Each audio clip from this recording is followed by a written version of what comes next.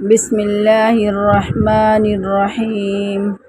نحمده ونستعینه ونستغفره ونؤمن به ونتوکل علیہ اما بعد۔ اس سے قبل آیات میں بھی طلاق کے مسائل اور احکامات کا ذکر چل رہا تھا۔ مذکورۃ الصدر آیت مبارکہ میں بھی اسی سے متعلق ایک خاص احکام کا ذکر ہے، جس کا موضوع خاص یہ ہے کہ مطلقہ عورت کو اپنی مرضی کی شادی کرنے سے بلا وجہ شرعی نہ روکا جائے، کیونکہ بعض مرتبہ طلاق اور اس کی عدت گزرنے کے بعد میاں بیوی کو سبق مل جاتا ہے اور وہ ازسر نو نئی زندگی کے شروع کرنے کے لیے آپس میں دوبارہ نکاح کرنا چاہتے ہیں تو ان کو ہمارے معاشرہ میں دوسری شادی کرنے سے روکا جاتا ہے۔ حالانکہ مطلقہ عورتوں کو اپنی مرضی کی شادی کرنے سے بلا وجہ شرعی روکنا حرام ہے۔ کبھی ایسا ہوتا ہے کہ شوہر بھی اپنی مطلقہ بیوی کو دوسرے شخص کے نکاح میں جانے سے روکتا ہے اور اس کو اپنی عزت کے خلاف سمجھتا ہے، اور بعض خاندانوں میں لڑکی کے اولیاء بھی اس کو دوسری شادی کرنے سے روکتے ہیں۔ بعض اوقات مطلقہ عورت پھر اپنے سابق یعنی پہلے شوہر سے نکاح پر راضی ہو جاتی ہے، مگر عورت کے اولیاء و اقربا کو طلاق دینے کی وجہ سے ایک قسم کی عداوت اس سے ہو جاتی ہے، یعنی دشمنی ہو جاتی ہے۔ اب وہ دونوں کے راضی ہونے کے بعد بھی ان کے باہمی نکاح سے مانع ہوتے ہیں۔ آزاد عورتوں کو اپنی مرضی کی شادی سے بلا عذر شرعی روکنا، خواہ پہلے شوہر کی طرف سے ہو یا لڑکی کے اولیاء کی طرف سے ہو، بڑا ظلم ہے۔ اسی ظلم کا انسداد آیت مبارکہ میں فرمایا گیا ہے۔ آیت مبارکہ کا شان نزول بھی ایسے ہی واقعے سے متعلق ہے۔ صحیح بخاری کی حدیث ہے کہ حضرت معقل بن یسار رضی اللہ عنہ نے اپنی بہن کی شادی ایک شخص کے ساتھ کر دی تھی۔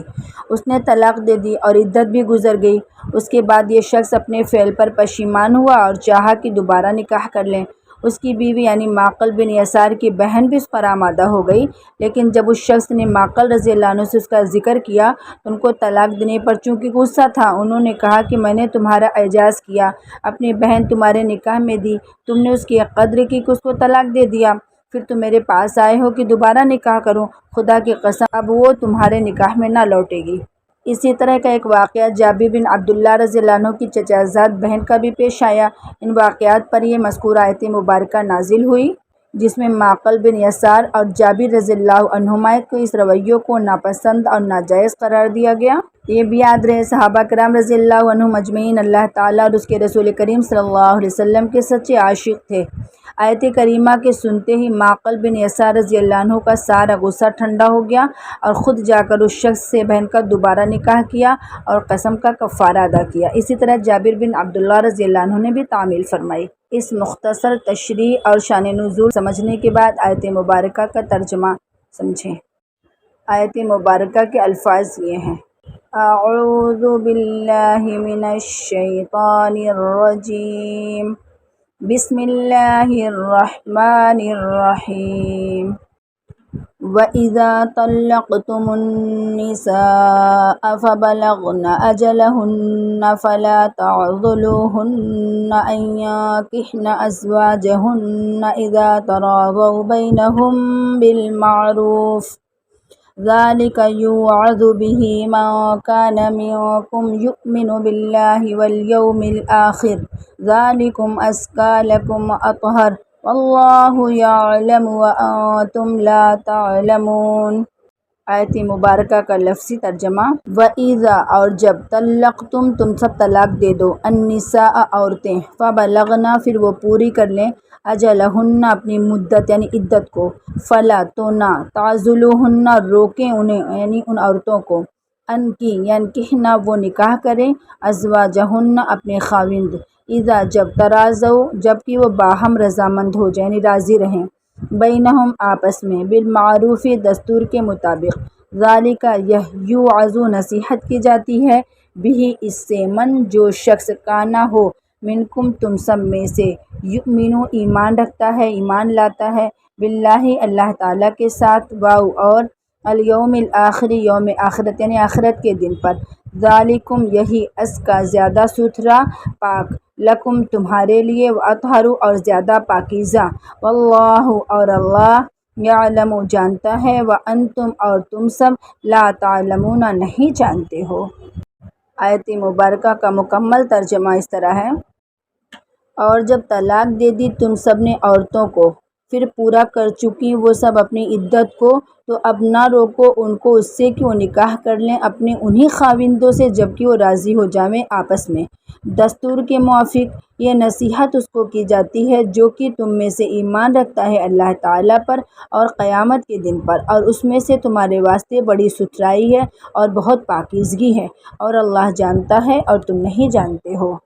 قرآن کریم اس جگہ ایک قانون پیش فرما رہا ہے کہ مطلقہ عورتوں کو اپنی مرضی کے مطابق نکاح سے روکنا جرم ہے۔ اس قانون کو بیان فرمانے کے بعد اس پر عمل کرنے کو آسان بنانے کے لیے اور عوام کے ذہنوں کو ہموار کرنے کے لیے 3 جملے ارشاد فرمائے گئے، جن میں سے پہلے جملے میں روز قیامت کے حساب اور جرائم کی سزا سے ڈرایا گیا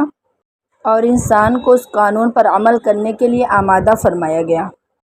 دوسرے جملے میں اس قانون کی پابندی کی خلاف ورزی میں جو مفاسد اور انسانیت کے لیے مضرتیں ہیں ان کو بتلا کر قانون کی پابندی کے لیے تیار کیا گیا۔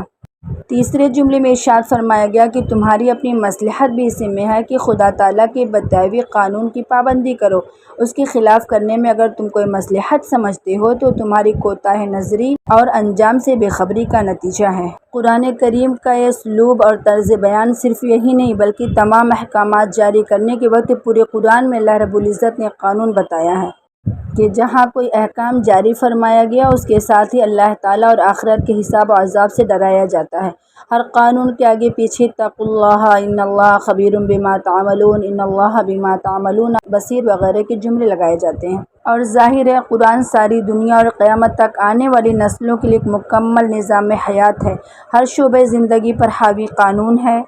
اس لیے ہر قانون کے بیان کے ساتھ اس کی کوشش کی گئی ہے کہ کوئی انسان اس قانون کی خلاف ورزی کر کے مستحق سزا نہ بنے۔ ان آیتوں کو دیکھنے اور سننے کے بعد انسان اس قانون کی پابندی صرف اس بنا پر نہیں کرتا کہ اگر خلاف کرے گا تو دنیا میں اس کو کوئی سزا مل جائے گی، بلکہ دنیا کی سزا سے زیادہ اللہ تعالیٰ کی ناراضگی اور آخرت کی سزا کی فکر ہوتی ہے، اور اسی فکر کی بنا پر اس کا ظاہر اور باطن، خفیہ اور علانیہ سب برابر ہو جاتا ہے۔ وہ کسی ایسی جگہ میں بھی قانون کی خلاف ورزی نہیں کر سکتا جہاں کسی ظاہری یا خفیہ پولیس کی بھی رسائی نہ ہو، کیونکہ اس کا عقیدہ یہ ہو چکا ہے کہ اللہ تعالیٰ جل شانہ ہر جگہ حاضر و ناظر اور ذرہ ذرہ سے باخبر ہے۔ یہی سبب ہے کہ قرآن تعلیم نے جو اصول معاشرت تیار کیے، ہر مسلمان اس کی پابندی کو اپنا مقصد حیات تصور کرے۔